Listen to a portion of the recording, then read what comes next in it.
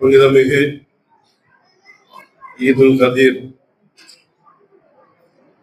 இந்த நிகழ்வை முன்னிட்டு உலக வாழ் அனைத்து மூமின்களுக்கும், குறிப்பாக எமது காலத்தி இமாம் முஸ்லமான் அலைஹிஸ்ஸலாத்து அவர்களுக்கும் அவர்களது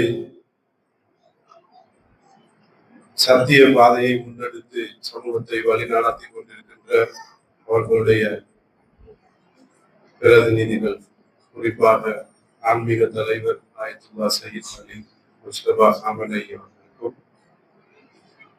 ஏனைய உலகவாழ் அகழ்வை பிரியர்களுக்கும், குறிப்பாக இந்த நிகழ்விலே பங்கேற்று இந்த நிகழ்வை ஒரு கணம் நினைவு கூறுவதற்காக உங்கள் எல்லோருக்கும் எனது மனமார்ந்த வாழ்த்துக்களை, வந்தனங்களை தெரிவித்துக் கொள்கிறேன்.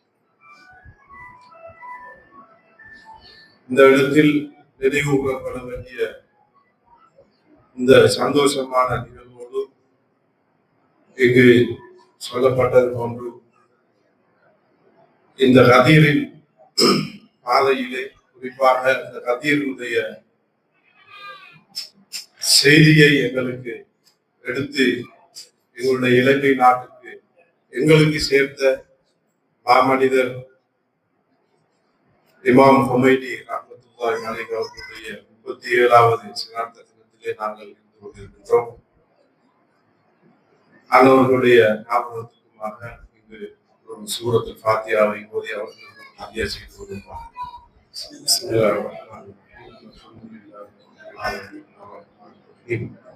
مالك يوم الدين إياك نعبد وإياك نستعين اهدنا الصراط المستقيم صراط الذين أنعمت عليهم غير المغضوب عليهم ولا الضالين اللهم صل على محمد وآل محمد. அதே போன்று இந்த நாட்களிலே காசாவிலே, பலஸ்தீனிலே இஸ்லாமிய புனிதமிகு மண்ணிலே உயிர்நீத்துக் கொண்டிருக்கின்ற சுகதாக்கள் உலக ஏகாதிபத்தியத்துக்கு எதிராக இன்று களத்திலே நெஞ்சை நிமித்தி போராடி கொண்டிருக்கின்ற அனைத்து போராளிகளையும், அனைத்து தியாகிகளையும் நினைவு கூர்ந்த நிலையிலே மிகவும் சுருக்கமாக உங்களோடு சில நிமிடங்கள் இந்த கதீருடைய முக்கியத்துவம், என்னுடைய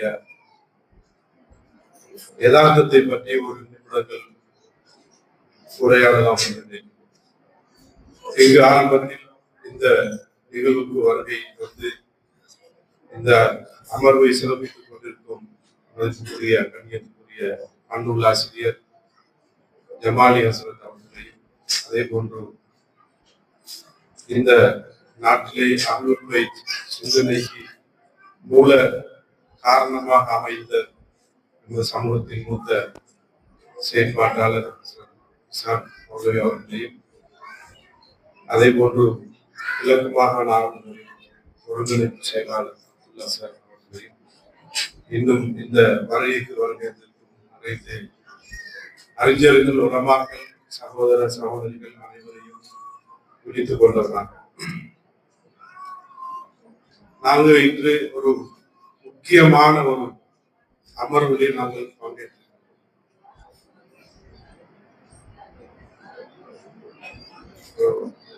சலவாதம் சொல்லி இந்த சபையை அமைதியாக இருந்து சொற்ப நேரம் தான் உங்களுக்கு வழங்கி இருக்கின்ற சலவாதம் சொல்லி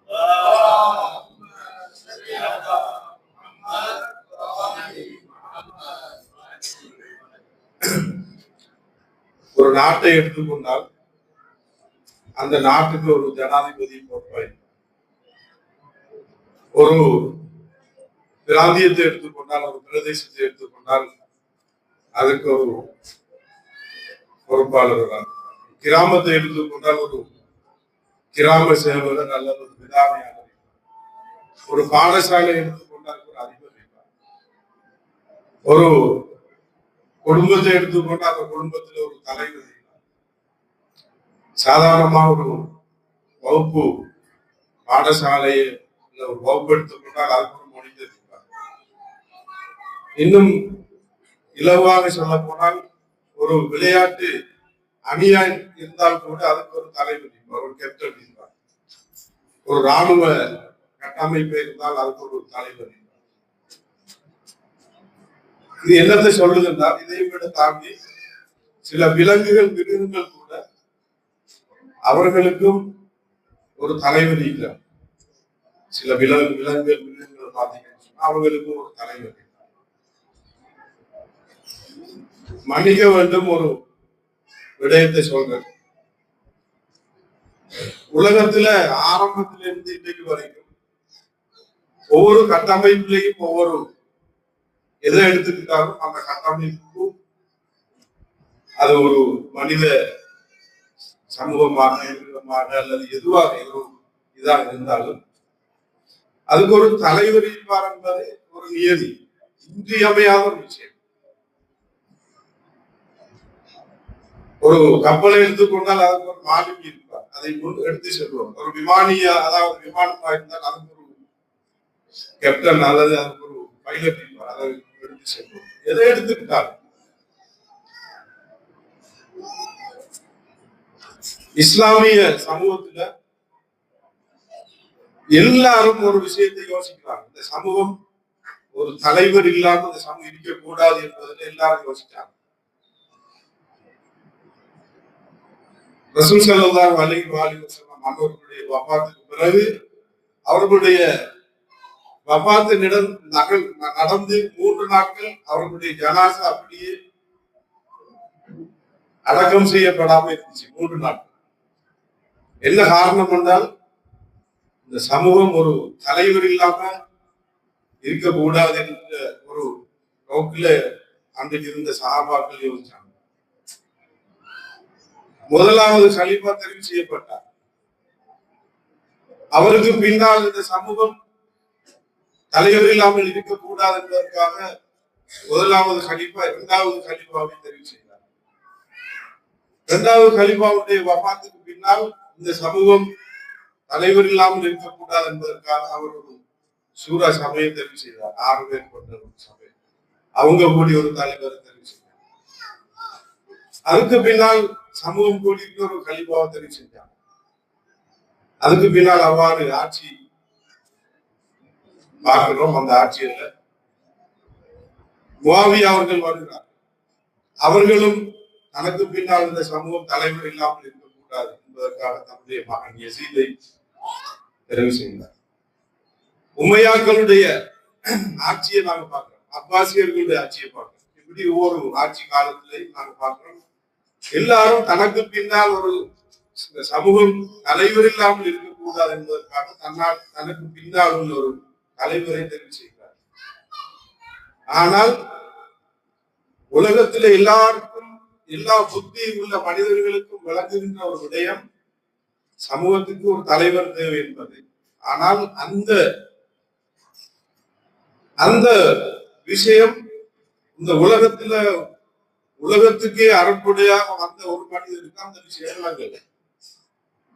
அதான் மன்னிச்சு கொள்ளுங்கன்னு சொல்றேன். யாருக்கு விளங்கல? ரசூலுல்லாஹ்வுக்கு விளங்கல. தன்னுடைய வஃபாத்துக்கு பிறகு யாரை நியமிச்சுட்டு போகணும் என்று சொல்றத அந்த விஷயம் அவங்களுக்கு விளங்கல. அவங்க அப்படியே விட்டுட்டு போனாங்க சமூகத்தை. யாரையுமே நியமிக்கல. அது இன்னும் கொஞ்சம் உங்களுக்கு விளங்குறமாய் சொல்ல போனா, இந்த நபி யார் என்று சொன்னால் நீங்க எப்படி குடிக்கணும் என்பதை மிச்சமே அவருடைய தகவல்களை மிகவும் நுணுக்கமாக தந்திருக்கிறார். எப்படி ஒது எடுக்கணும், எப்படி நீங்க எல்லாம் செய்யணும். அதாவது இன்னும் சொல்ல போனால் எப்படி நீங்க பாத்ரூமுக்கு போகணும் என்பதை கூட உங்களுக்கு சொல்லி தந்தீங்க. எப்படி நீங்க உறங்கணும், எப்படி தண்ணீர் குடிக்கணும், எப்படி நீங்க சாப்பிடணும், எப்படி என்ற அந்த மார்க்க விஷயங்களை அக்குவேராக ஆணி வேறாக தெளிவாக உங்களுக்கு எதை விடாம சொல்லிட்டு போயிருக்கிறவர் நபிதான் நபி முஹம்மது நபி ஸல்லல்லாஹு அலைஹி வஸல்லம். இப்படியான இந்த ஒரு நபி ஒரு முக்கியமான ஒரு விஷயத்தை பத்தி எதுவுமே வாங்கி வைக்காம போயிருக்கிறாங்க. சொல்லிடுமா சொல்லிடுமா இன்னைக்கு ஒரு சமூகம் அப்படி சொல்லுது. இன்னைக்கு ஒரு சமூகம் அப்படி சொல்லிக் கொண்டிருக்கிறாங்க. நபி அவர்கள் வஃபாத்தானார்கள், அவர்களுக்கு பின்னால் உள்ள தலைமைத்துவத்தை பத்தி எந்த ஒரு விஷயமே பேசாம அவங்க பார்த்துட்டு போனாங்க. சமூகம் பெரும்பான்மை சமூகத்தை சொல்லிக் கொண்டிருக்கிறது. இதுக்கு முன்னிலையில உள்ள ஒரு சிறுபான்மை சமூகம் என்ன சொல்லுது என்றால், இந்த நபி என்னல்ல அப்படி செஞ்சுட்டு போகல. விலங்குகள், இந்த மனிதர்கள், உலகத்திலும் எல்லா கட்டமைப்புகளுக்கும் ஒரு தலைமைத்துவம் இருக்கிறது. இதை விட பன்மடங்கு இந்த நபி அவர்கள் என்ன செய்தார்கள், இந்த சமூகத்தினுடைய தலைமைத்துவத்தை தனக்கு பின்னால் இந்த சமூகம் ஒரு தலையில்லா முன்ன போல் இருக்கக்கூடாது. இந்த சமூகத்தை அரசியல் ரீதியாக, ஆன்மீக ரீதியாக, அறிவியல் ரீதியாக, மானிட விழுமியங்கள் ரீதியாக இந்த சமூகத்தை முன்னெடுத்து செல்லுகின்ற ஒரு சகல ஆளுமை மிக்க ஒரு மனிதரை அவர்கள் ஆரம்பத்தில் இருந்து, அவர்களுடைய ஆரம்ப தாவா பணி ஆரம்பித்த காலத்தில் இருந்து அவர்களுடைய இறுதி மூச்சு வரைக்கும் அவர்கள் இந்த விடயத்தை சமூகத்துக்கு எங்கு எங்கெல்லாம் அவ்வப்போது அவர்களுக்கு சந்தர்ப்பம் கிடைக்கிறதோ அங்கெல்லாம் இதனை மிகவும் திட்ட தெளிவாக அவர்கள் சொல்லியிருக்கிறார்கள் என்பதை நம்பிக்கை கொள்கின்ற ஒரு சமூகம் தான் இன்றைய இந்த தினத்திலே இறை தூதர் ஸல்லல்லாஹு அலைஹி வஸல்லம் அவர்களுடைய இறுதி பிரகடனம். அதாவது நபி அவர்களுடைய வாழ்க்கையை நீங்கள் பார்த்தீங்கன்னு சொன்னால், அவர்களுடைய பதுஉத் தஅவா என்று சொல்லக்கூடிய ஆரம்பத்திலே அவர்களுக்கு இறைவன் சொல்லுகிறார், இந்த தீனுல் இஸ்லாத்தை நீங்கள் மக்களுக்கு எட்டி வையுங்கள் என்று சொன்ன போது, நபி அவர்கள் முதலாக அவர்களுடைய உறவுகள், இனபந்துக்கள் எல்லோரையும் அழைத்து, வந்திர் அஷீரத்துக்கள் அக்ரபீன், உங்களுடைய இனபந்துக்கள் உறவுகளை அழைத்து இந்த விஷயத்தை சொல்லுங்கள் என்று சொன்ன போது, நபி அவர்கள் தன்னுடைய குடும்பத்தார் எல்லோரையும் அழைத்து அங்கு அந்த மார்க்கத்தை, அல்லாஹ்வுடைய அந்த தீனை சொல்லுகின்ற போது அவர்கள் அந்த நேரத்திலே அவர்கள் சொல்லுகின்றார்கள், இந்த பணியிலே எனக்கு உதவியாளராக, ஒத்தாசையாளராக இருப்பவர் எனக்கு பின்னால் உங்களுக்கு மத்தியிலே என்னுடைய பிரதிநிதியாக இருப்பார் என்று அங்கே அன்றைய ஆரம்பத்தை, அந்த தனக்கு பின்னால் உள்ள அந்த தலைமைத்துவத்தின் அதாவது பிரகடனத்தை ஆரம்பத்தில் இருந்து அவர்கள் சொல்ல தொடங்கி அவர்களுடைய வாழ்க்கையிலே அவ்வப்போது கிடைக்கின்ற தருணங்களில் எல்லாம் அவர்கள் அந்த விடயத்தை அவர்கள் பிரகடனப்படுத்தி வருகிறார்கள். பல குர்ஆனிய வசனங்கள், பல நபிமொழிகள் இந்த தலைமைத்துவத்தை பற்றி, அந்த இஸ்லாமிய அந்த ஆன்மீக தலைமைத்துவத்தின் முக்கியத்துவத்தை பற்றி, நபி அவர்களுக்கு பின்னால் வருகின்ற அந்த தலைவர் யார் என்பதை கூட மிக திட்ட தெளிவாக நபி அவர்கள் சொல்லி இந்த சமூகத்திற்கு இந்த தலைமைத்துவத்தை சொல்லிவிட்டு சென்றிருக்கிறார்கள்.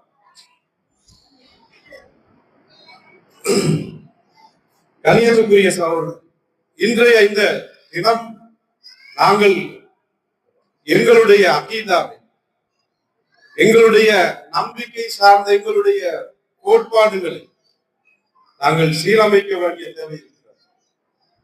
நாங்கள் இறைவனை பற்றி நம்பிக்கை கொண்டிருக்கிறோமா? இறை தூதர் நுபுவத்தை பற்றி நாங்கள் நம்பிக்கை கொண்டிருக்கிறோமா? மறுமை நாள் கியாமத் நாளை பற்றி நாங்கள் நம்பிக்கை கொண்டிருக்கிறோமா? மார்க்கத்தின் துணை அம்சங்களாக இருக்கின்ற தொழுகை, நோன்பு, ஜகாத்து, கடன் இப்படியான ஏனைய விடயங்களை நாங்கள் எங்களுடைய முஸ்லிமாக, ஈமானுடைய அம்சமாக, இஸ்லாத்தினுடைய அம்சமாக நாங்கள் ஏற்றுக்கொண்டிருக்கிறோமா இருந்தால் அந்த அம்சங்களை நாங்கள் ஒரு கணம் மீள்பரிசீலனை செய்ய வேண்டியிருக்கிறது. அந்த நம்பிக்கைகளில், அந்த இஸ்லாமிய ஷரியா சட்டங்களில் இந்த இமாமத் என்று சொல்லப்படுகின்ற நபி அவர்களுக்கு பின்னால் உள்ள அந்த இஸ்லாமிய தலைமைத்துவம், அந்த விலாயத், அந்த இமாமத் என்று சொல்லப்படுகின்ற அந்த விடயத்தை தவிர்த்து நாங்கள் எந்த நம்பிக்கையை ஏற்றுக்கொண்டாலும், எந்த மார்க்க விடயத்தை நாங்கள் தலைவிழா என்று செய்தாலும், நாங்கள் தொழுதாலும், நோன்பு நோட்டாலும், ஹஜ்ஜி செய்தாலும், இந்த இமாமத்தை, இந்த விலாயத்தை நாங்கள் ஏற்றுக்கொள்ளவில்லை என்று சொன்னால் எங்களுடைய மார்க்கம் பூரணமாகாது என்பதுதான் இன்றைய இந்த கதீருடைய செய்தியாக இருக்கிறது.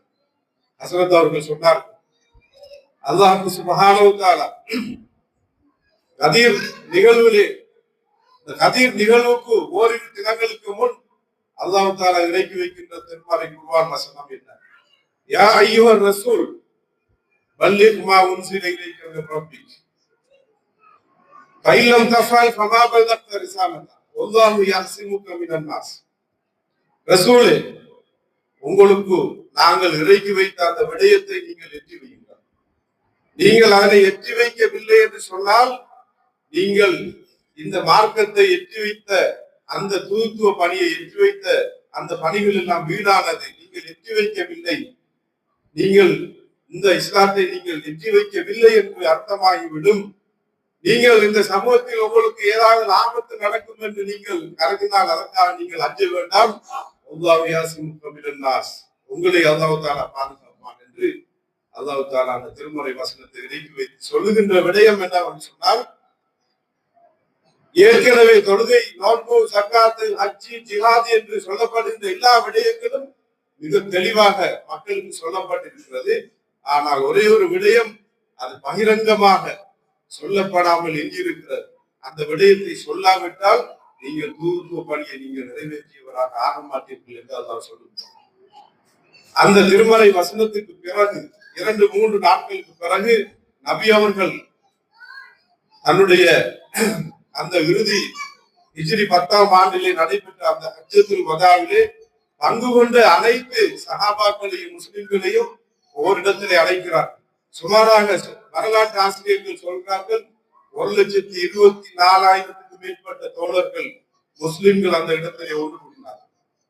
மிகவும் கதீரு கும் என்று சொல்லப்படுகின்ற இடம் மிகவும் ஒரு பாலைவனம், கொடுத்த வெயில், உச்சம் தொட்டு மிகவும் பாரமாக விழுகின்ற வெயில்.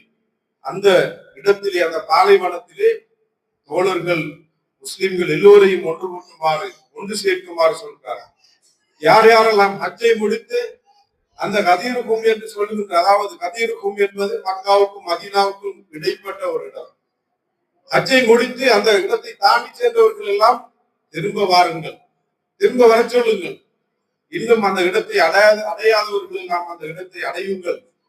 அதே போன்று இந்த நிகழ்வுக்காக முன்கூட்டிய நபி அவர்கள் அந்த பிராந்தியத்தில், பிரதேசத்தில், நாடுகளில் இருந்த முஸ்லிம்களுக்கெல்லாம் விசேட அழைப்பு விடுக்கிறார். பிரதிநிதிகள் கட்டாயமாக கலந்து கொள்ளுங்கள் என்று அழைப்பு விடுக்கிறார். அந்த அழைப்புக்கு ஏற்ப எல்லோரும் ஒன்று கூடுகின்ற அந்த சுடு மணலிலே நபி அவர்கள் அன்றைய தினத்திலே இந்த பிரகடனத்தை செய்கிறார்கள். அந்த இடத்தில் அவர்கள் அந்த குழுமியிருந்த மக்கள் மத்தியிலே சொல்கிறார்கள், யா அய்யுஹன் நாஸ் அலஸ்து மின் அன்ஃபுசிக்கும் அலஸ்து அவுலா பில் முஃமினீன மின் அன்ஃபுசிக்கும்.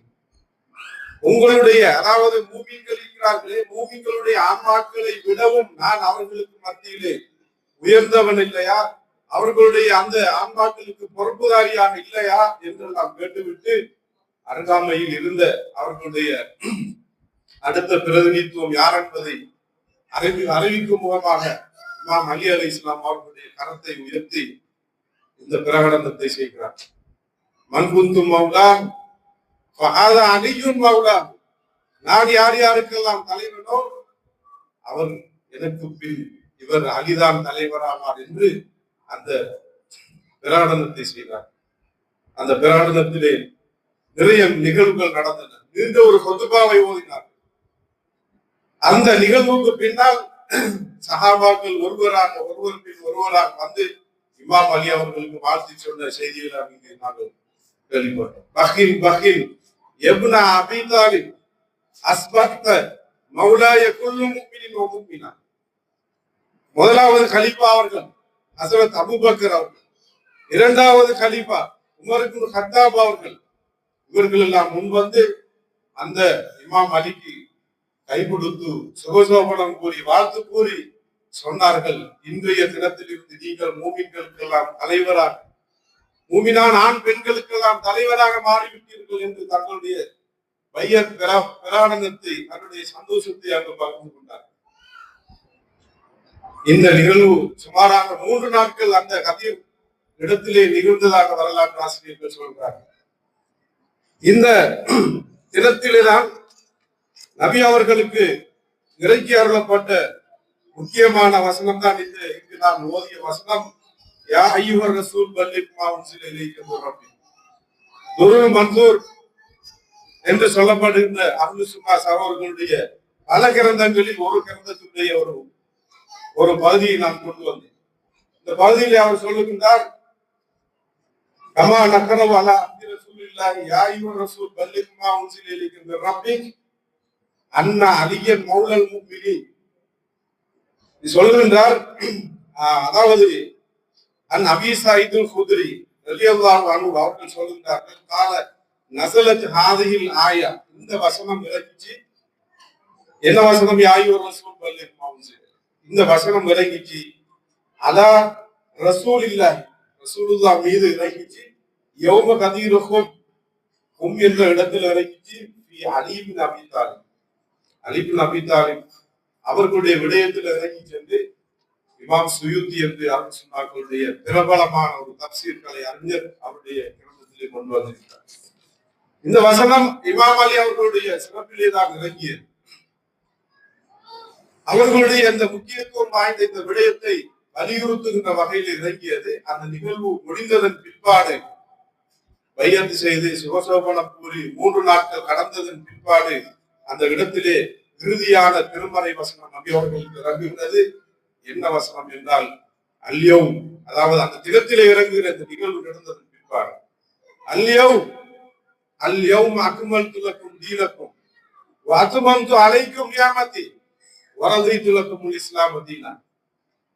அந்த வசனம் ஆரம்பத்திலே வருகிறது. இன்றைய தினம் அல்யௌம யன்ஸல்லதீன கஃபரு மின் தீனிக்கும், இன்றைய தினம் இந்த பிரகடனம் நடந்ததுக்கு பிற்பாடு இறைவன் இறக்கி வைக்கின்ற அந்த வசனத்தின் ஆரம்பத்திலே சொல்லுகின்றான், இன்றைய தினம் காபிர்கள், இறை நிராகரிப்பாளர்கள், உங்களுடைய மார்க்கம், உங்களுடைய தீன் தொடர்பாக அவர்கள் இன்று அவநம்பிக்கையை கொண்டு விட்டார், இன்று நம்பிக்கை இழந்து விட்டார்.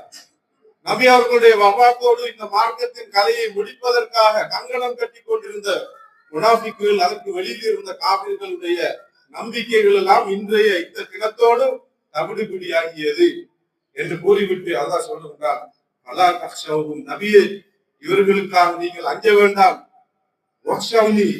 என்னை பயப்படுங்கள் என்று நபி அவர்களுக்கு அந்த தைரியத்தை, மன தைரியத்தை கூறிவிட்டு அல்லாஹ் சொல்லுகின்றார், அல்யௌம அக்மல்து லக்கும் தீனக்கும் வ அத்மம்து அலைக்கும் நிஅமதி வ ரதீது லக்குமுல் இஸ்லாம் தீனா. இன்றைய தினம் இந்த மார்க்கத்தை நான் பூர்த்தியாக்கி விட்டேன், இன்றைய தினம் இஸ்லாத்தை நான் உங்களுக்கு பொருந்தி கொண்டேன், என்னுடைய நியமத்துக்களை நான் உங்கள் மீது பூர்ணப்படுத்தி விட்டேன் என்று அல்லாஹ் தஆலா இறக்கிய திருமறை வசனம் இந்த முக்கியமான ஒரு நிகழ்வோடு தான் முற்று பெறுகிறது, அவருடைய மார்க்கம் முற்று பெறுகிறது. ஆனால் இன்று இந்த மார்க்கம், இந்த தீன் பூர்த்தியாக்கப்பட்டது ஏதோ ஒரு மிருகத்தை எப்படி அறக்குறது, எது நஜீஸான பொருட்கள் என்று சொல்ற விஷயங்களைத்தான் இறைத்தூதர் அவர்கள் இறுதி நேரத்திலே சொல்லி அதோடு மார்க்கம் பூர்த்தியாக்கப்பட்டு விட்டது என்று இன்று சமூகத்திலே கதை அளக்கிறார். நபி அவர்களுடைய மிக முக்கியமான இந்த தலைமைத்துவத்தை அந்த இடத்திலே பிரகடனப்படுத்தி விட்டுத்தான் இந்த மார்க்கம் பூர்த்தியாகி இருக்கிறது. இங்கு நேரம் போதாமையினால் எழுகின்ற சில கேள்விகளுக்கு மாத்திரம் நான் பதிலளித்து என்னுடைய உரையை முடித்துக் கொள்ள விரும்புகிறேன். உங்களுக்கு சாதாரணமாக இந்த சமூகத்தை சேர்ந்த சவர்களுக்கு ஒரு அளவுக்கு கதை நிகழ்வு பற்றி தெரியும், கேள்விப்பட்டிருக்கீங்க. சில சவர்களுக்கு புதுசா இருக்கும். எல்லோருக்குமான ஒரு கேள்வி என்னன்னு சொன்னால், இப்படியான ஒரு தலைமத்துவம் அந்த இடத்தில் அந்த கதிருக்கும் பிரகடனப்படுத்தப்பட்டு அறிமுகப்படுத்தப்பட்டு அந்த சமூகத்துக்கு லட்சக்கணக்கான மக்களுக்கு மத்தியில் இந்த விஷயம் சொல்லப்பட்டிருந்தால் ஏன் அது மறக்கடிக்கப்பட்டிருக்குது? ஏன் அதை பத்தி யாரும் பேசுதில்ல? யாராவது நம்ம கேள்விப்பட்டிருக்க கதிருக்கும் வந்து நீங்க யாரும் சரி கேள்விப்பட்டிருக்கீங்களா? அல்லது ஹஜ்ஜி போறோம், அங்க போறோம், இங்க போறோம், யார் சரி கதிருக்கும் பத்தி சொல்றாங்களா? இமாம் அலியோட இந்த விலாயத்தை பத்தி சொல்றாங்களான்னு கேட்டா யாரும் சொல்றது. இது சொல்லாம வைக்கிறதுக்கு பல காரணங்கள். அதுல நான் ஒன்றென்ற இங்கு உங்களுக்கு மிக சுருக்கமாக சொல்றேன். பெரிய ஒரு ஆய்வுக்குரிய விஷயம். ஏன் இந்த சமூகம் இந்த கதிர் நிகழ்வை மறந்துச்சு ஏன் அதை பத்தி பேசுது இல்லை? ரசூலுல்லாஹ் உயிரோடு இருக்கும் போது இந்த விஷயத்தை சொன்ன நேரம் ரசூலுல்லாஹ் மீது கொள்ள வேண்டிய அந்த மரியாதை, கண்ணியம், அவர்களுக்கு கட்டுப்பட்டு நடக்க வேண்டிய அந்த கடமை கொண்ட அந்த மக்கள் நபி அவர்கள் சொல்லி கொஞ்ச நாள் மரணித்து கொஞ்ச நாள் போகல, எல்லாரும் மாறி நின்று ஒரு சிலாபத்து தெளிவு ஒன்று நடக்குது. சகீபா பனிசா இல்லாம எல்லாரும் சேர்ந்து ஒரு சிலாபத்து தெரிவு ஒன்று நடக்குது. அங்க யாரோ தெரிவு செய்யப்பட்டு கொண்டு போறாங்க. அப்ப எழுதுற கேள்வி என்னன்னு சொன்னால், அந்த சகீபாவுல கலந்து கொண்டாக்களுக்கு தெரியாதா? நிர்லாட்சி மாதத்துல 18வது தினத்துல நபி அவர்கள் இந்த பிரகடனத்தை செஞ்சதெல்லாம் மறந்துட்டாங்களா? அவங்கள சஹாபாக்கள் இல்லையா? ஏன் அவங்க இதெல்லாம் மறைக்கிறாங்க? ஏன் அவங்க கவனத்துல கொள்ளாம இந்த தெரிவுக்கு போறாங்க? ஏன் அலி அவங்க தெரிவு செய்யல? ஏன் அலிக்கிட்ட வரல? ஏன் அலி அவங்க தங்களுடைய சமூகத்தின் தலைவராக எடுத்துக்கொள்ளல என்று சொல்ற கேள்வியோடு அதுக்கு என்ன பதில் சொன்னால், பெரிசா நாங்க யோசிக்க தேவை. நபி அவர்கள் உயிரோட அவங்க ஹயாத்திலே இருந்த காலத்திலேயே நபி அவர்களுக்கு கட்டுப்படுற வீதம் எந்த அளவுக்கு இருந்துச்சு சமூகத்திலே சொல்றது. நாங்க அதை சர்ச்சைக்குரிய விஷயமா இருந்தாலும் பேச வேண்டியது. சாதாரண இந்த வசனம் எல்லாருக்கும் தெரியும். சூரத்துல் ஜும்மாவுல ஒவ்வொரு ஜும்மாவுலையும் கதீப் இமாம் தொழிக்கும் போது இந்த ஜும்மா சூறா ஓதுவார். என்ன சூரத்துல் ஜும்மா? அந்த ஜும்மாவுல ஒரு இறுதி வசனம் வருது, ஒய்தார அவு திஜாரத்தன் அவு லஹ்வனின் ஃபத்து இலைஹா வதரகுக காயிம். என்ன சொல்லுதுன்னா, நபியே சிலர் இருக்கிறார்கள், அவர்கள் யாதொரு வியாபாரத்தையோ அல்லது வேடிக்கையோ கண்டால் கொத்துபா ஓதும் உங்களை நின்ற வண்ணமே விட்டு அதன் அளவில் சென்று விடுவார். விஷயத்தை கவனிச்சு சொன்னார். நபி அவர்கள் கொத்துபாவை கொண்டிருப்பார்கள். நம்ம எல்லாரும் ஜும்மாவுக்கு போனா தெரியும், கொத்துபா இமாம் கரத்தில் ஓதி கொண்டிருக்கிற நேரம் யாரு சரி நம்மட உலக விவகாரங்களுக்காக அவரை விட்டுட்டு போட்டு போக மாட்டோம்.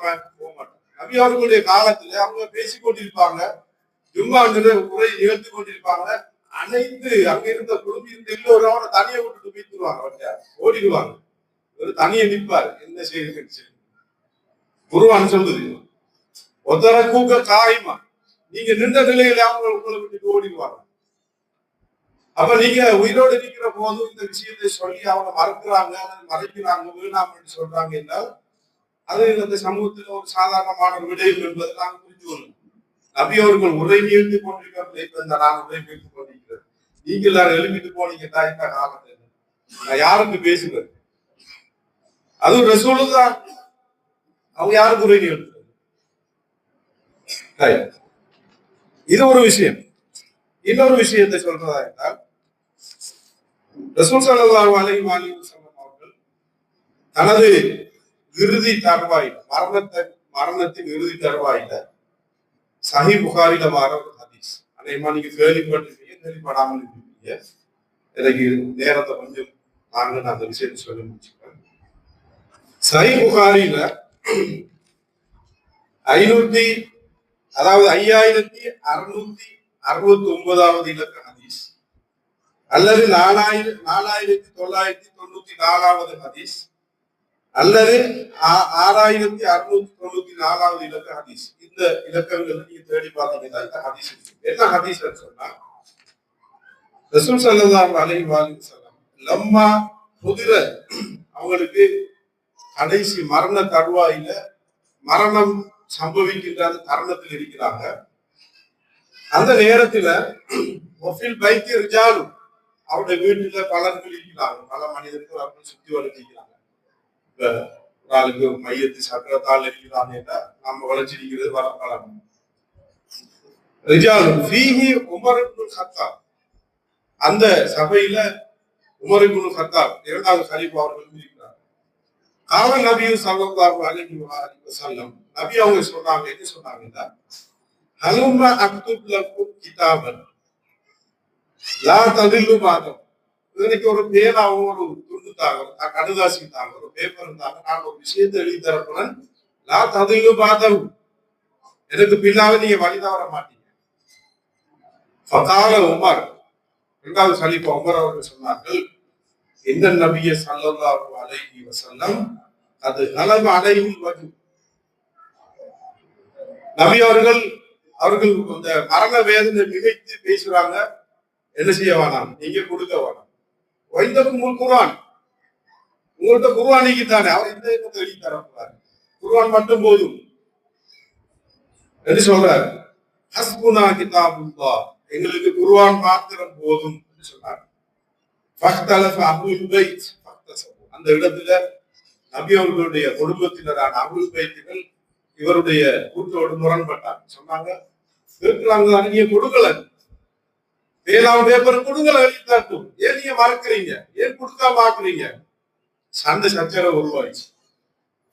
லந்ததில்லு பாதம் ஒமிது மையப்பூர் மாக்கால உமர், அந்த சபையில ஸலவாத்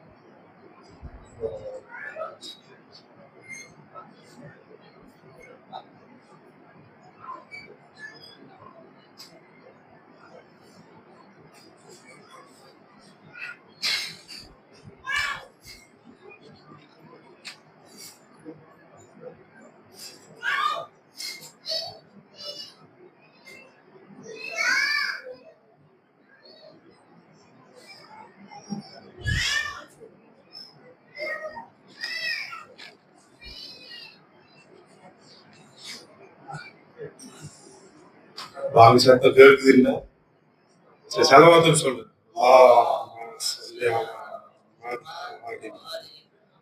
அந்த சபையில உமர் அவர்களுடைய உமர் இப்னு கத்தாப் அவங்களுடைய அந்த கொடுக்காதீங்க என்று சொல்ற அந்த இதை கேட்டுட்டு இன்னும் சிலருக்கும் அவருக்கு ஆதரவா பேசுறாங்க. அதே நேரம் அஹ்லுல் பைத்துகளை சேர்ந்தவர்கள் கொடுங்க கொடுங்க என்று சொல்லி சொல்றாங்க. அப்போது பலம்பா அக்ஸரு லகுவ, அவர்களுக்கு மத்தியில இந்த பிரச்சனை வந்து இப்ப வீணான கதைகள் எல்லாம் உருவாகுது.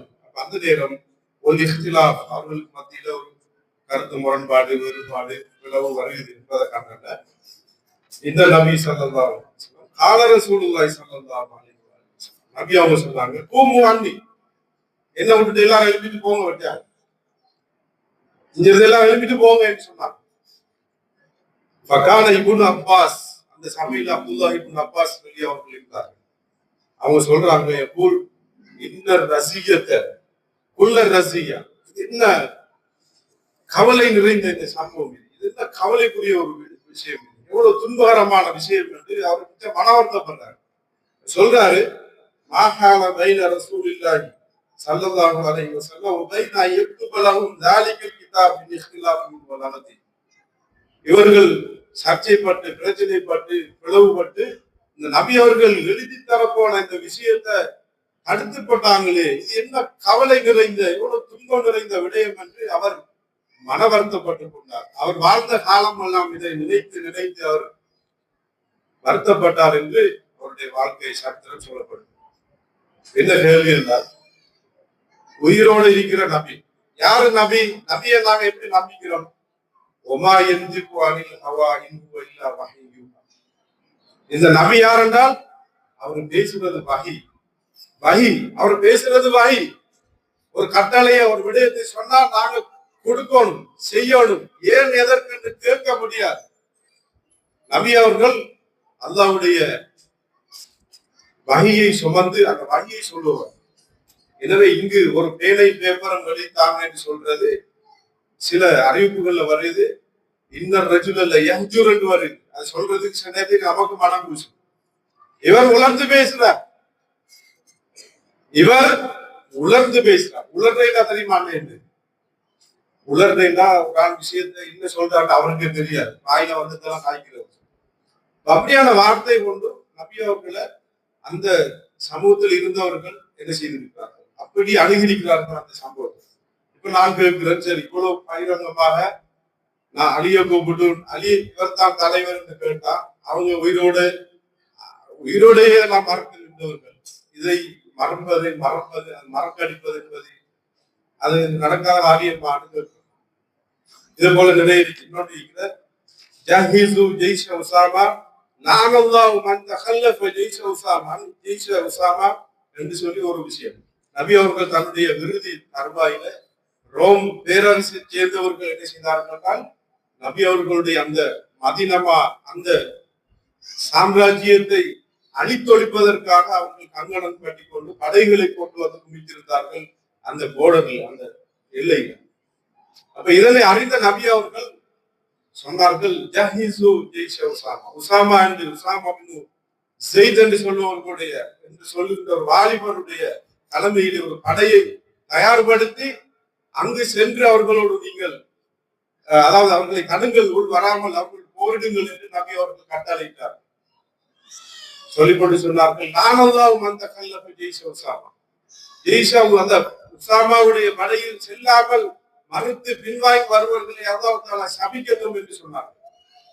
அந்த வரலாறு நாங்கள் பார்த்தோம் சொன்னா இது சுபத்துல் ஜமாத் கிரந்தங்கள்ல உள்ள ஒரு சம்பவம்.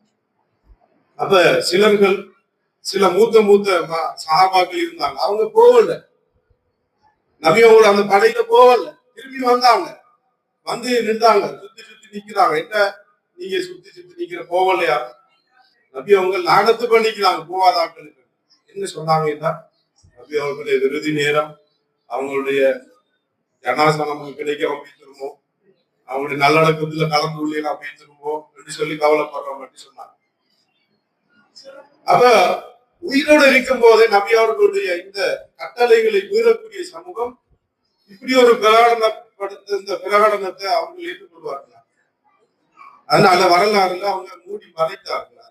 இந்த கதிர் நிகழ்வை மூடி மறைத்திருக்கிறார். நாங்க பார்க்கிறோம், குலஃபா ராஷிதீன்களுடைய ஆட்சி சுமாராக 21 வருடங்கள், உமையாக்களுடைய ஆட்சி சுமாராக 91 வருடங்கள், பனி அப்பாசியர்களுடைய ஆட்சி சுமாராக 560 லட்சம் ஆண்டுகள். இந்த ஆட்சி எல்லாம் எந்த அடிப்படையில் நடக்கிறது? அந்த சகீஃபா தீர்மானிச்ச அந்த அடிப்படையில் நடக்கிறது. உமையாக்களுடைய மாவியாக்களுடைய அவர்களுடைய வெறுப்புக்கு ஏற்ப அந்த ஆட்சி நடக்கிறது. அப்பாசியர்கள் அவ்வாறு ஆட்சி செய்கிறார்கள். இன்று உள்ள ஆட்சியாளர்கள் எந்த அடிப்படையில் ஆட்சி செய்து கொண்டிருக்கிறார்? எல்லோரும் அந்த அச்சிலே தான் வாழ்ந்து கொண்டிருக்கிறார். அவர்கள் ஒருபோதும் இந்த அலியையும் அலியனுடைய வாரிசுகளை இந்த இமாமத்துக்கு இந்த விலாயத்துக்கு பொறுப்பாக நியமிக்கப்பட்டவர்களுக்குரிய அந்த இடத்தை அவர்கள் வழங்காமல் விட்டதன் காரணமாக இன்று நாங்கள் நிர்கதியான ஒரு சமூகமாக இன்று நாங்கள் கைவிடப்பட்ட ஒரு தலைவர் இல்லாத ஒரு சமூகமாக இருக்கிறோம்.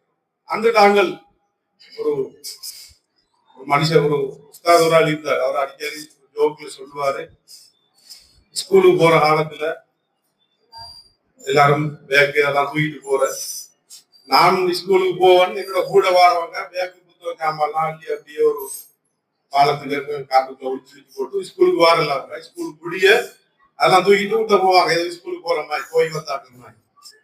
அப்ப அவரு சொல்லுவாரு, அன்றைக்கு அவரோட மறைக்க தெரிஞ்சாக்கள் இன்றைக்கு மறைக்கத்தான் தெரிஞ்சாங்க என்று சொல்லுவாரு. அந்த ஸ்கூலுக்கு போக மறைக்கினாக்கள் இன்றைக்கும் அவரை கண்டா ஒதுங்குறோம். ரோட்ல பார்த்தா அவ இன்றைக்கு ஒரு ஜாதி வேலை செஞ்சுட்டு வெளிநாட்டு நடத்திட்டு அல்லது அவ அனுப்புற ஊதியத்துல வாழ்ந்து ஒழிக்கிறார்கள். இவரை கண்டாவும் ஒழிக்கிறார்.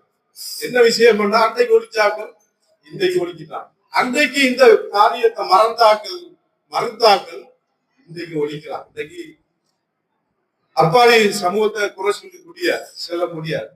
எனவே சகோதரர்களே, இறுதியாக இந்த கதிர் நிகழ்வு கிட்டத்தட்ட 110 சஹாபிகள் மூலமாக அறிவிக்கப்பட்டது. சுமாராக 365 சுன்னத்துல் ஜமாத் சகோதரர்களுடைய பிரதான நூல்கள் அறிவிக்கப்பட்டது. ஒரு இந்த நிகழ்வை அன்புத்து மௌலாஹு அலியுல் மௌலாஹு என்று சொல்லுகின்ற இந்த ஒரு ஹதீதுல் ஹதீரை வைத்து அல்லாமா அமீனி என்று சொல்லுகின்ற ஒரு மனிதர் பெரிய ஒரு ஆய்வு செய்திருக்கிறார்.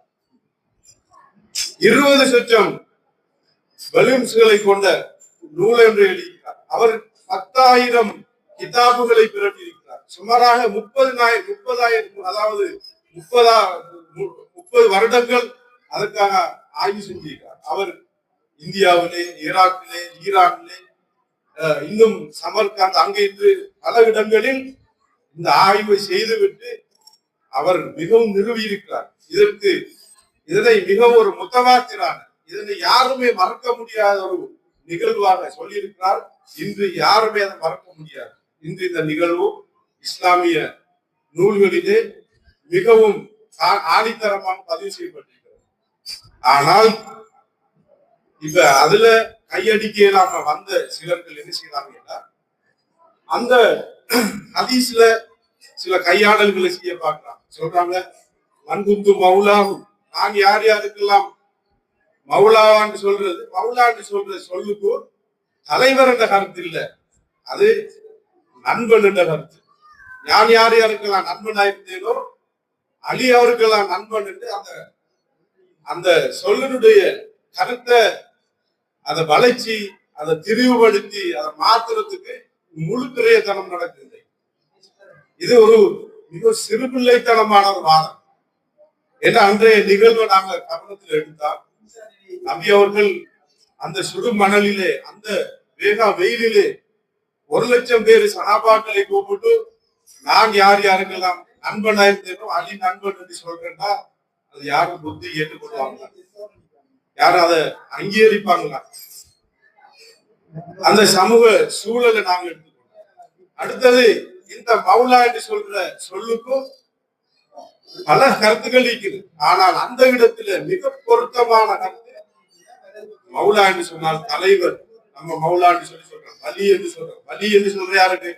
ஒரு திருமணம் நடக்க போகுதுதான் வலி யாருக்கு வைப்பாங்க? வலியை தான் நண்பனா அந்த பெண்ணுடைய அல்லது அந்த மாப்பிள்ளையுடைய நண்பன் வாங்கிட்டா கூப்பிடுறேன். வலி இருந்தா அந்த மாப்பிள்ளைக்கு பொண்ணுக்கு பொறுப்பு அறிக்கிறார், பொறுப்புதாரி வாங்க, அவர் தான் சாட்சியாக கையொப்பமிடுன்னு சொல்லுவாங்க. மௌலா என்று சொன்னால், வலி என்று சொன்னால் அவர் பொறுப்புதாரி, சமூகத்தை வழிநடாத்துகின்ற தலைவர் என்ற அர்த்தத்தில் தான் அது இருந்திருக்குது சொல்றதை நாங்க பார்க்கிறோம். இதுல நிறைய விளக்கங்கள் இருக்குது. நேரம் போதாது, எல்லாரும் இப்படா முடிக்க மாட்டான்னு சொல்ற மாதிரி இருக்கிற சலவாத்தம் சொல்லுங்க. எனவே கண்ணியத்துக்குரிய சகோதரர்களே, இறுதியாக நான் சொல்ற விஷயம் என்னன்னு சொன்னால், இதை நாங்க மிச்ச தெளிவா விலை கொள்றோம். ஏன்னா அந்த அலியை விட்டுட்டு நாங்க என்ன செய்யலாது? அலிதான் ஏன்னா ரசூலுல்லாஹி ஸல்லல்லாஹு அலைஹி வஸல்லம் அவர்கள் ஒரு 603 வருட காலம் தான் வாழ்ந்தாங்க. அவங்க உலகத்துல நீண்ட காலம் வாழையில, அவங்க ஒரு மனுஷன். ஆனால் அவர்கள் கொண்டு வந்த மார்க்கம் என்பது, தீன் என்பது, அது கியாமத் நாள் வரைக்கும் உள்ள ஒரு மார்க்கம். அவர்களுக்கு பின்னால நபி வாரல்ல, வஹி வாரல்ல, புதிய மார்க்கம் ஒன்று மாறல. சரி, அந்த மார்க்கத்தை பாதுகாக்கிறார். அந்த அவர்களுடைய சுண்ணத்தை தெளிவுபடாமல் இன்றைக்கு எத்தனையோ வகையான வழிமுறைகள் இருக்குது இல்லையா? ஒரு ஆள் இஞ்ச கை கட்ட வரைக்கிறார், இஞ்ச கை கட்ட வரைக்கிறார், இஞ்ச கட்ட வரைக்கிறார், இஞ்ச சர்வதேச பிறப்படி தொழுறவர் நோம்பு முடிக்கிற வரைக்கிறார், உள்நாட்டு பிறப்படி எவ்வளவு பிரச்சனைகள், குழப்பங்கள், அதை எவ்வளவு பிரிவுகள் இருக்குது. பிரிவுகள் இல்லையா நம்ம கிட்ட? எத்தனை மதுகப்புகள் இருக்குது, எத்தனை அகைதா ரீதியான மதுகப்பு, முத்தசிலாக்கள், அஷாரிகள், மாதுரிதிகள், ஃபிக்ஹ்ல ஹனபி, ஷாஃபி, ஹம்பலி, மாலிகி, வஹாபி, சலபி, எத்தனை வகையா இருக்கு. சரி, இப்ப கேள்வி என்னன்னா, சரி இதுக்குள்ள ரசூலுல்லாஹ்வோட மார்க்கம் எது? அவங்களோட மார்க்கம் எது? சர்வதேச பிறப்படி நோம்பு பிடிக்கிற மார்க்கமா, அல்லது உள்நாட்டு பிறப்படி நோம்பு பிடிக்கிற மார்க்கமா? இஞ்சு கட்டுறதுதான் நபி அவர்களுடைய வழிமுறையா, அல்லது இஞ்சு கட்டுறதுதான் வழிமுறையா? எது? குர்ஆனுக்கு நாங்க எத்தனையோ விளக்கம் விரிவுரைகளை பார்க்கிறோம், தஃசீர்களை பார்க்கிறோம். அல்லாஹ் தஆலா குர்ஆன் இறக்கியிருக்கிறான். ஒவ்வொரு குர்ஆன் வசனத்திலையும் அவன் இறக்கி வச்சிருக்கிற ஒவ்வொரு சொல்லையும் ஒவ்வொரு நாட்டம் இருக்குது. ஒவ்வொரு விடயத்தை அவன் கவனத்துல வச்சிருக்கிறான். அதை யார் விளங்கித்தார்? யார் நமக்கு சொல்றாரு? அப்ப இந்த நேரத்துல எங்களோட பொறுப்பு என்ன என்றால் மார்க்கத்தை நாங்க ஃபிக்குகா இருந்தாலும் அதை சரியாக பின்பற்றி நாளைக்கு மறுமையில நாங்க அந்த ஜமாத்து அவங்க இப்படி சொன்னாங்க, ஊர்ல இப்படித்தான் செஞ்சாங்க, நாங்க அதை சொல்லல. குர்ஆன விளங்குறது, ஹதீஸ விளங்குறது, எல்லாத்துக்கும் ஒரே ஒரு வழிமுறை தான் இருக்குது. நபிகள் நாயகம் ஸல்லல்லாஹு அலைஹி வஸல்லம் அவர்கள் இன்றைக்கு அதை எங்களுக்கு அடையாளப்படுத்திக்கிறாங்க. மன்குந்து மௌலாவு பாத அலியும் மௌலாவு. அலிக்கு பின்னால போனீங்கன்னா அலிதான் அந்த நேர்கோடு. நீங்க ஒரு கொப்பியோட எடுத்து ஒரு கோடத்தை தந்தா பென்சிலால எப்படி கீறீங்க, இப்படி இப்படி கீறீங்க. அலி வந்துட்டு அந்த ரூலர். அலிதான் அந்த கோடு நேர்கோடா வாரத்துக்கு அந்த ரூலர் வச்சு கீறினீங்கன்னா நேரா வரும். அதுதான் அலி. எனவே உங்களுடைய அகீதாவை நீங்க, உங்களுடைய மார்க்க நம்பிக்கைகளை, உங்களுடைய ஷரியத்தை, உங்களுடைய ஃபிக்ஹ் சட்டங்களை, உங்களுடைய குர்ஆனி அஹ்லாக், உங்களுடைய எதுவா இருந்தாலும் அதை நீங்க சரியான நேரான பாதைக்கு வரணுமா இருந்தால், கொண்டு வரணுமா இருந்தால் நீங்க அலியை இருக்குமா கட்டி பிடிச்சு கொள்ளுங்க. அலிதான் என்னுடைய மார்க்கத்தை உங்களுக்கு சரியாக சொல்லுவார். இதனாலதான் பல தடவைகள் நபிகள் நாயகம் ஸல்லல்லாஹு அலைஹி வஸல்லம் அவர்கள் சொல்லியிருக்கின்ற விஷயம், இன்னி தாரிக்கும் ஃபீக்கும் சகலையும் கிதாபுல்லாஹி வ எனக்கு பின்னால் நீங்க புனிதமிக்க அல் குர்ஆனையும் என்னுடைய குடும்பத்தினரான அஹ்லுல் பைத்தையும் பற்றி பிடித்துக் கொள்ளுங்கள், அவர்களோடு சேர்ந்து போகுங்கள். அல் முத்தகத்திமு அன்ஹும் மாரிக் வல் முத்தஅখিரு அன்ஹும் சாஹிக் வல் நாஸிமு லஹும் லாஹிக் என்று சொல்கிறார்கள். அஹ்லுல் பைத்துகளை விட்டு முந்திக் கொள்பவனும் அவர்களை விட்டு பிந்திக் கொள்பவனும் அவன் அழிந்து விட்டான். அஹ்லுல் பைத்துகளோடு சேர்ந்து செல்பவன் தான் அவன் உண்மையான மூமினாக இருப்பான் என்று நபி அவர்களுடைய போதனைகள் கட்டளைகளுக்கு சொல்லித்தது. இந்த தலைமைத்துவத்தை விட்டுட்டு நாங்க இன்றைக்கு யாருக்கு பின்னாலேயோ யாரையோ பின் சல்மானும் அப்துல்லாவும் ஜெனரல் சிசியும் யாருக்கு பின்னால போயிட்டு அவங்க யாரு? உண்மையான தேரிய தலைமைத்துவத்தை விட்டுட்டு நாங்க வேற பாதையில சென்று கொண்டு இருக்கிறோம். அல்லாஹ் தஆலா நேரான பாதையில நாம் நடப்பதற்கு இந்த தினத்தையும், இந்த தினம் கொண்டிருக்கின்ற அந்த முக்கிய செய்தியை நாங்கள் விளங்குவதற்கு அருள் புரிவானாக என்று கேட்டு வாய்ப்பு அளித்தமைக்கு நன்றி தெரிவித்து விடைபெற்றுக் கொள்கிறேன். அஸ்ஸலாமு அலைக்கும் வரஹ்மத்துல்லாஹி வபரகாத்துஹு.